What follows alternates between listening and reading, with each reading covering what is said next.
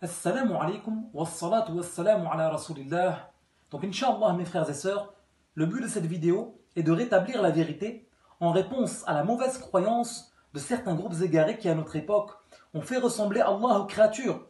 Ces mêmes individus, ces assimilateurs, ont attribué à Dieu les membres, l'endroit ainsi que le changement.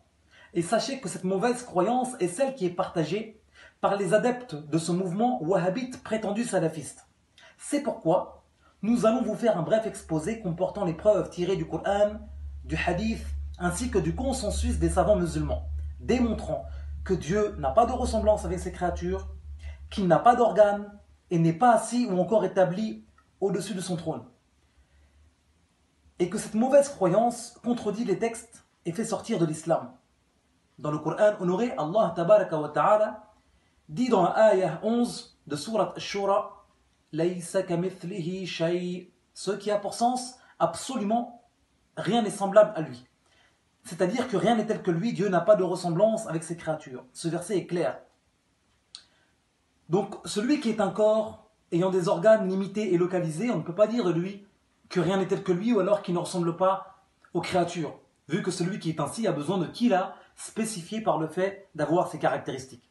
Après avoir prouvé que Dieu n'a pas de ressemblance avec ses créatures à travers donc ce verset du Coran, nous allons vous démontrer que Dieu existe sans endroit par une parole du prophète qui a été rapportée par l'imam Muslim, dans lequel on comprend que le prophète avait nié les directions ainsi que l'endroit au sujet de Allah tabaraka wa ta'ala.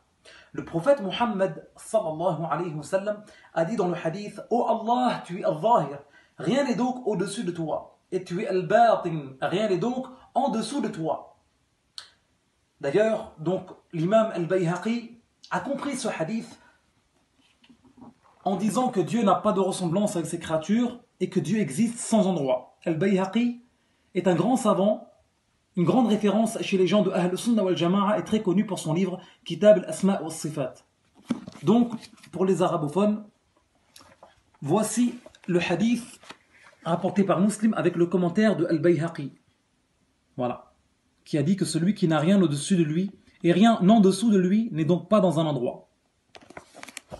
Maintenant, nous allons vous exposer les dires des savants éminents étant en conformité avec le fait que Dieu n'est pas dans un endroit et qu'il n'en a pas besoin pour exister, tel que l'un des grands savants et d'une grande référence chez les savants musulmans, l'imam Abu Mansour al-Baghdadi, décédé en 429 de l'Hégire, dans son ouvrage Al-Farq bayna al-Firaq, qui lui rapporte aussi le fait que Dieu existe sans endroit, mais aussi le consensus de cette croyance et aussi le consensus du fait que Dieu n'est pas concerné par le temps.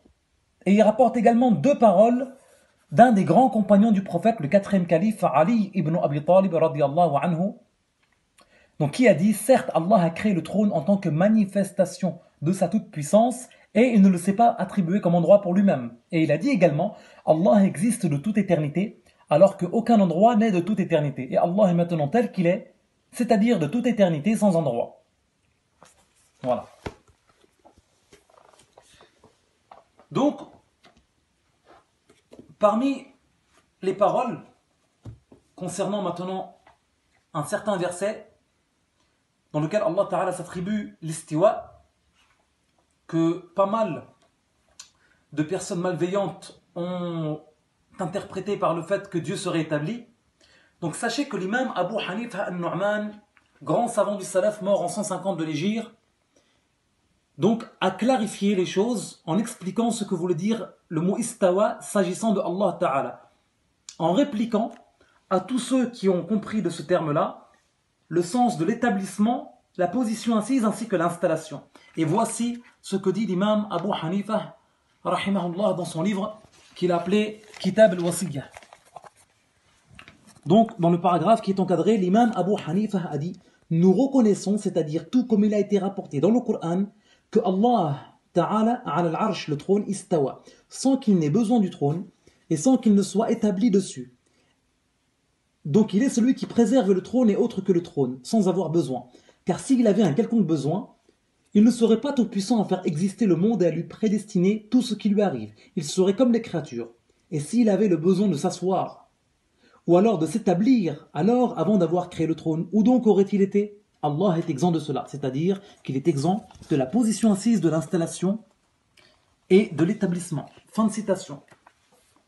Et pour finir, nous allons vous démontrer que cette croyance consistant à attribuer le corps et l'endroit à Dieu fait sortir de l'islam.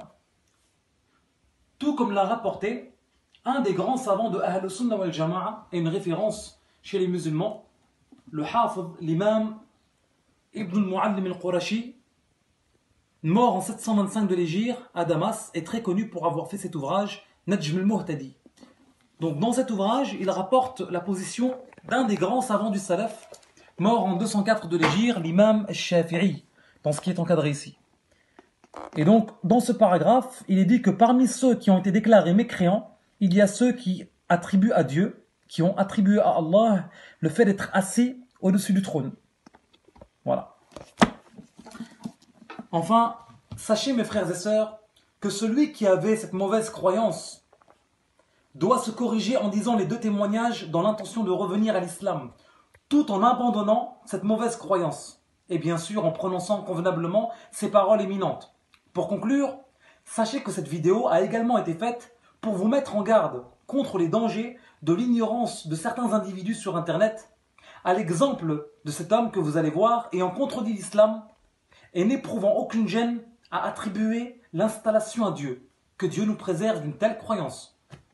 Miséricorde. Allah, quand il s'est installé sur son trône,